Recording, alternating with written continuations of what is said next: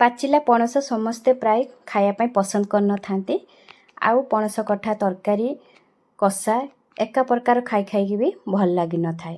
जदि यही पणस कठारे आपण माने चिली बनेकी खाइबे, एमती जदि चिली बनेकी खाइबे ताले देखिबे थरे यही पणस कठा चिली खाइला परे आपण माने चिली चिकेन भी भूली जिबे। तो एमती पणस कठा चिली बनिया पाई कि भिडियोटी को आपण माने संपूर्ण देखंतु, शेष जाई देखंतु, लाइक शेयर करिवे, चैनल रे नुआ थिले सब्सक्राइब करिवे। नमस्कार, जय जगन्नाथ सांग माने मॉम्स किचन क्वीन रे आपण मान को समस्त को बहुत बहुत स्वागत। पणस कठा चिली बनिया पाई कि एठी मु 700 ग्राम रो पणस कठा नै छी। आको मध्ये टिके बड़ साइज रे काटी के आको हळदी पानी रे मु बतुरे दै छी, जहा फल रे पणस कठाटा कला पड़िबनी। एबे पानी रो बाहर करनबा, याकू सिजेबा। सिजिया पाई कि मु एठी गोटे प्रेशर कुकर नै छी। पानी रो बाहर करला परे एठी सब पणस कठा आमे दबा।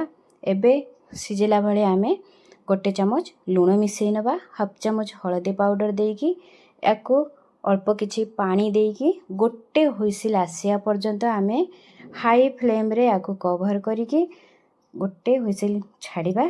हुइसिल आसिया पाई कि तो जते पर्यंत आमर पणस कठाटा सिजुचे चलंतु एई चिली पाई कि कोन सब दरकार। एइठी मु दुईटा बड़ पियाज को एमती काटिकी नैची देखंतु। हाफ इंच अदा मध्य एमती चुन चुन करी काटिकी रखिछि। गोटे बड़ रसुण कोला को एमती चुन चुन करी काटिकी नैची। एइठी गोटे पियाज को चुन चुन करी काटिकी नैची। एइठी चारिटा कंचा लंका को मध्य एमती काटिकी नैची। दुईटा टमाटर नैची। आपण माने आउ भी किछि व्यवहार करबा, जेमती कैप्सिकम भी नहीं पारिबे। एइठी 4टी कंचा लंका, 10-12टी रसुण, आउ एइठी किछि धनिया पत्र नैची। तापरे गोटे हेमदस्ता रे देईकी आमे आकु भल भाबरे ददरा रखिकी छेची नबा। तो एइठी छेची नैची मु देखंतु भल भाबरे। एइटा आमे पणस चिली रे व्यवहार कले बहुत ही बढ़िया लागिवो ए मसलाटा। तो याकू मध्य आमे साइड रे रखि नबा। एबे आ गोटे गिना रे आमे 2 चमच कॉर्नफ्लोर नबा। एइठी 5 चमच आमे पानी देकी आकु गोळेई नबा। एइठी मु भल भाबरे एइठी गोळेई नेली, आकु मध्य साइड रे रखि नबा। तो सेपटे भी देखंतु हमर पणस कठाटा सिझी गलानी। एबे गोटे जाली रे देकी आमे छाणी नबा। छाणला परे आकु एइठी देखंतु केतिकी सिझिबा दरकार अछि। एइ देखंतु हम चिली पाई एमती सिझिबा दरकार अछि। अधिका जेमती सिझेइबेनी, नाले चिलीटा खाया पाई भल लागिबनी। तापरे आकु ठंडा हवा पाई छाड़िबा। ठंडा हैला परे जो आमे मसलाटा छेचिकी रखिथिले ताकु एइठी मिसेई नबा। ता सांगु को एइठी स्वाद अनुसार लूण मिसेई नबा, कारण आमे पणस कठा सिजारे भी लूण मिसेई दिलु। एइठी गोटे बड़ चमच काश्मीरी रेड चिली पाउडर मिसेबा, एटा कलर भलो आसीबो। आउ एइठी गोटे छोटो चमच गोलमरिच पाउडर। एइठी 2 चमच कॉर्नफ्लोर मिसेबा, 2 चमच मैदा मिसेबा। तो एइठी मु प्याज टमाटर खाली नैची। आपण माने नहीं पारिबे चिली रे जो कैप्सिकम, ग्रीन कैप्सिकम आउ रेड कैप्सिकम भी मध्य एथिरे पके पारिबे। तो मु नेई नाही। तो एठी पकेला परे आमे हल्का हाथ रे पणस कठा को भल भाबरे गोळेई नबा। तो एठी देखंतु मु गोळेई नेली। याकु साइड रे रखिला परे गैस रे आमे फ्लेम को हाई रे रखिकी पणस कठा को छाणीला भले आमे रिफाइन ऑयल दे दो, बा आपण माने सोरिष तेल भी नहीं पारिबे।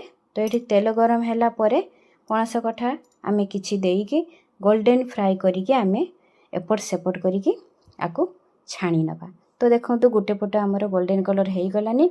आरो पट मध्य आमे एमती गोल्डन कलर हबा जाय एमती आकु एपट सेपट करिकी छाणी नबा। तो एठी देखंतु किछि हमर पणस कठा एमती छणा हेई गला। एबे आकु गोटे प्लेट रे आमे बाहर कर नबा। तो एठी देखंतु मु गोटे प्लेट रु बाहर कर नउची गोटे प्लेट को। आउ जेतिकी हमर अछि आउ अधा अछि जेतिकी आमे एमती आउ सेतिकी देईकी आमे मध्य देईकी भल भाबरे गोल्डन फ्राई कर नबु। तो एठी आउ जेतिकी अछि आमे सब गोल्डन फ्राई कर नेलु।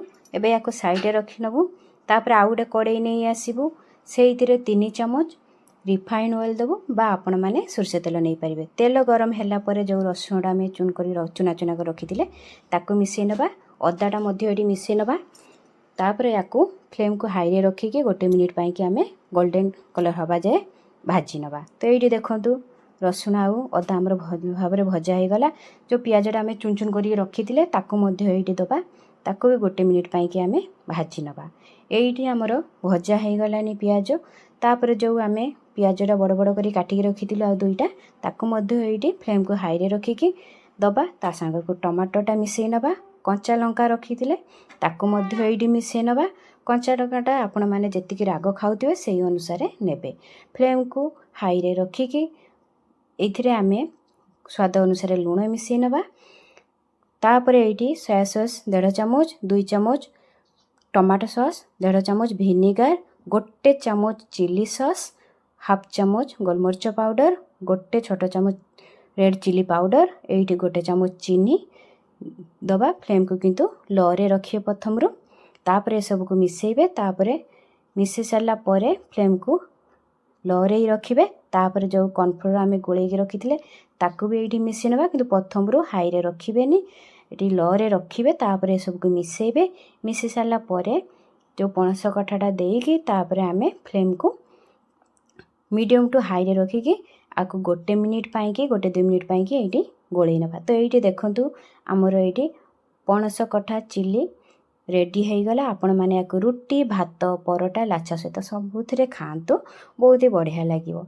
आउ केमती लागिला कमेंट माध्यम निश्चय जणेबे। भल लागिथिले मो चैनल को लाइक शेयर सब्सक्राइब करिया पई जम्मा भी भूलिबेनी।